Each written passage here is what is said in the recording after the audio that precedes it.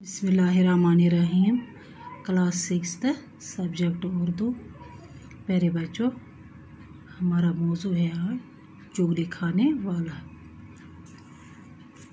Page number 66।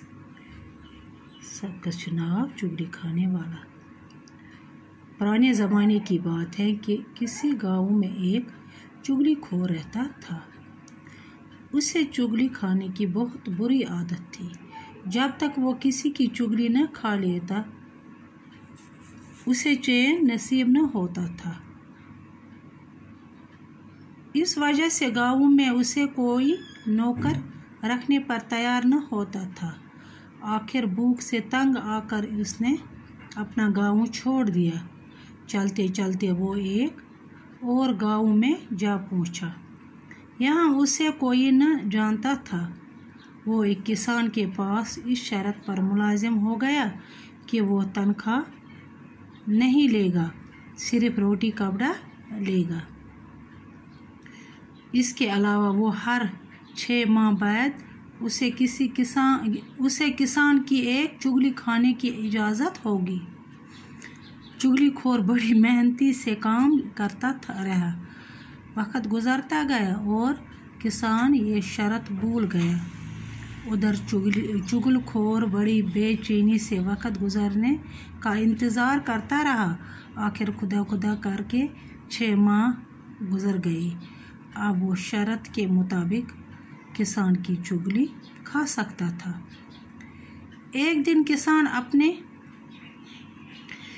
किसान अपने खेतों में काम कर रहा था और घर में उसकी बीवी अकेली थी।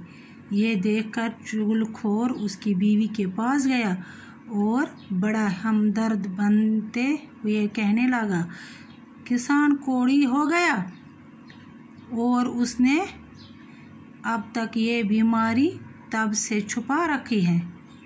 वो बड़ी हैरान हो गई और बोली, मुझे कैसे मालूम होगा कि वो कोढ़ी हो गया है? चुगलखोर ने बताया कि कोढ़ी का जिस्म नमकीन हो जाता है। अगर अपनी तसल्ली करना चाहो तो किसान के जिस्म को चाट कर देख लो। किसान की बीवी चुगलखोर की बातों पर आ गई। उसने कहा, वो कल किसान का खाना लेकर खेतों में जाएगी तो किसान के जिस्म को चाट कर ज़रूर देखे। चुगलखोर किसान की बीवी से ये बातें करके सीधा खेतों की तरफ गया। किसान खेती बाड़ी के कामों में लगा हुआ था। चुगलखोर किसान के पास पहुंचा और उससे कहने लगा कि तुम इधर खेतों में काम करते फिर रहे हो और उधर तुम्हारी बीवी पागल हो गई है।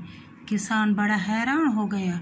चुगलखोर ने उसे यकीन दिलाते हुए कहा कि मैं सच कह रहा हूँ, वो तो पागलपन में आदमियों को काटने दौड़ती हैं।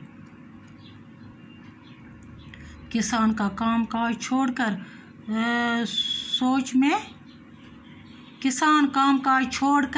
सोच में पड़ गया। उसने दिल में सोचा कि नौकर ठीक ही कह रहा होगा। उसे इस कसम का झूठ बोलने की क्या पड़ी। चुगलखोर ने उसे परेशान देखकर कहा कि तुम्हें मेरी बात पर यकीन नहीं तो कल जब वो खाना लेकर आएगी तो उस वक्त देख लेना।